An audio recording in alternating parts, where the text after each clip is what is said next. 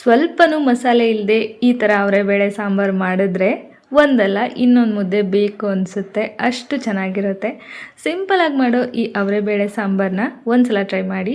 ಮೊದಲಿಗೆ 1 ಕಪ್ ಆಗುವಷ್ಟು ಅವರೆಬೇಳೆನ ಕುಕ್ಕರ್ಗೆ ಸೇರಿಸಿ ಒಂದು 2-3 ಸಲ ಚೆನ್ನಾಗಿ ವಾಶ್ ಮಾಡಿ ತಗೊಳ್ಳಿ. ನಂತರ ಕರಿಬೇವು, ಬೆಳ್ಳುಳ್ಳಿ, ಹಸಿಮೆಣಸು, ಈರುಳ್ಳಿ, ಟೊಮ್ಯಾಟೊ, ಒಂದು ಸ್ವಲ್ಪ ಅರಿಶಿಣದ ಪುಡಿ, ಹಾಗೆ ಒಂದು ಸ್ವಲ್ಪ ಜೀರಿಗೆ, ಒಂದೇ 1 ಚಮಚ ಅಡುಗೆ ಎಣ್ಣೆ, 3-4 ಕಪ್ ಆಗುವಷ್ಟು ನೀರು ಹಾಕಿ ಒಂದು ಸಲ ಚೆನ್ನಾಗಿ ಮಿಕ್ಸ್ ಮಾಡಿ ಕುಕ್ಕರ್ ಲಿಡ್ನ ಕ್ಲೋಸ್ ಮಾಡಿ 3 ವಿಜಿಲ್ ತಗೊಳ್ಬೇಕು. ಅವರೆಬೇಳೆ ಸಾಫ್ಟಾಗಿ ಬೆಂದಿರಬೇಕು. ನಂತರ ಅದನ್ನು ಸೌಟಲ್ಲೇ ಮ್ಯಾಶ್ ಮಾಡಿಕೊಂಡು ಸೈಡಲ್ಲಿ ಎತ್ತಿಟ್ಕೊಳ್ಳಿ.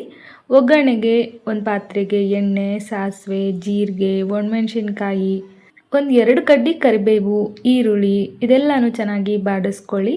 ತುಂಬ ಮುಖ್ಯವಾಗಿ 1 ಹಿಡಿ ಆಗುವಷ್ಟು ಹಸಿ ತೆಂಗಿನಕಾಯಿನ ಹಾಕಿ ಬಾಡಿಸ್ಕೊಂಡ್ರೆ ತುಂಬ ರುಚಿಯಾಗಿರುತ್ತೆ. ಸ್ವಲ್ಪ ಅರಿಶಿಣದ ಪುಡಿ, ಉಪ್ಪು ಹಾಕಿ ಚೆನ್ನಾಗಿ ಫ್ರೈ ಮಾಡ್ಕೊಳ್ಳಿ. ತೆಂಗಿನಕಾಯಿ ಹಸಿ ವಾಸನೆ ಎಲ್ಲ ಹೋಗೋವರೆಗೂ ಫ್ರೈ ಮಾಡ್ಕೊಂಡು ಇದಾದ ನಂತರ ಒಂದು ಸ್ವಲ್ಪ ಕೊತ್ತಂಬರಿ ಸೊಪ್ಪನ್ನು ಕೂಡ ಹಾಕಿ ಬಾಡಿಸ್ಕೊಳ್ಳಿ. ನಂತರ ಬೇಯಿಸಿಟ್ಕೊಂಡಿರೋ ಬೇಳೆ, ಬೇಕಾದರೆ ಒಂದು ಸ್ವಲ್ಪ ನೀರು, ಕೊನೆಯಲ್ಲಿ ಮತ್ತೊಂದು ಸ್ವಲ್ಪ ಕೊತ್ತಂಬರಿ ಸೊಪ್ಪು ಹಾಕಿ ಕುದಿಸ್ಕೊಂಡ್ರೆ ಆಗೋಯ್ತು.